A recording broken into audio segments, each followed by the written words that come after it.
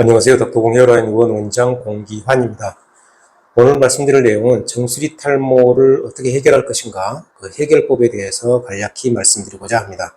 사실 이런 정수리 탈모에 대해서도 기존에 제가 여러 동영상 편에서 자세히 말씀드렸습니다만은 사실 모발이식 탈모 이런 부분 쪽이 어찌 보면 내용이 좀 국한되다 보니까 주기적으로 사실 좀 반복될 수밖에 없다. 그런 부분을 참고로 양해 부탁드립니다.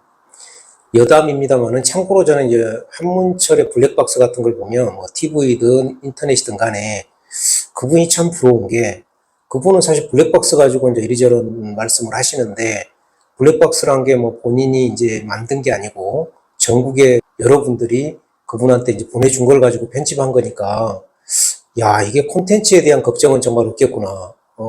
그런 부분을 보면 사실 그분이 상당히 좀 부러운 부분이 있고요. 반면 우리 모발이식 탈모 치료 이런 부분은 내용 자체가 금방 말씀드린 것처럼 제한되다 보니까 사실 어느 정도 말씀드리다 보면 그 다음부터는 이제 반복된, 어찌 보면 좀 동일한 내용이 반복될 수밖에 없는 그런 점들이 좀 있다. 그래서 항상 이제 그런 부분이 저는 개인적으로 고민입니다. 사실은 방금 말씀드린 것처럼 오늘은 이제 정수리 탈모에 대해서 이제 다시 말씀드리겠는데요.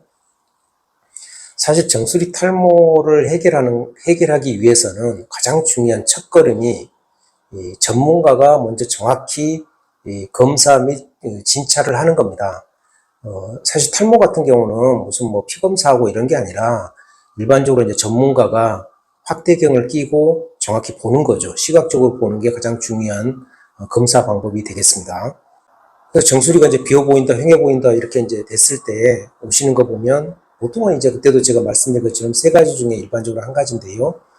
물론 이제 뭐 정수리 쪽이 거의 뭐 모발이 없이 그냥 피부밖에 없는 그런 경우는 사실 물론 이식을 하셔야죠. 이식을 하게 되면 소위 이제 상전벽해라고 정말로 변화가 크게 드라마틱하게 이제 되게 됩니다. 그래서 환자분들 만족도가 가장 높은 그런 이제 타입이 되겠고요. 사실 실제는 가장 많이 보는 게 이제 탈모가 있으면서 주위 모발이 가늘어져 있는 그런 경우가 이제 제일 많이 보는데, 물론 거기다 흰머리가 있을 수도 있고 없을 수도 있고요.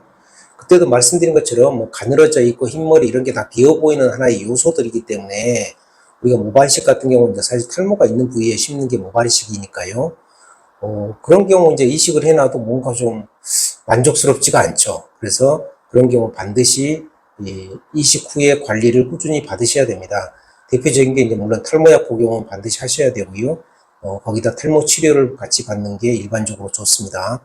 물론 그래도 일부 환자는 심은 거 말고 기존 모발이 진행을 하기 때문에 그런 경우 이제 소위 2차 모발이식을 하게 되는데요. 이런 경우가 충분히 설명이 안 되어 있거나 환자분이 이해가 잘 안 돼 있을 경우 나중에 약간의 오해의 소지가 있을 수 있는 그런 부분이 되겠습니다. 정수리가 비어 보인다고 했을 때 또 하나의 타입이 뭐냐 하면 가늘어져 있는 경우인데요. 물론 미세하게 탈모가 있을 수는 있죠. 근데 주 요인이 가늘어져 있는 건데, 이런 경우는 사실 이식을 하는 것 자체는 큰 의미가 없고요.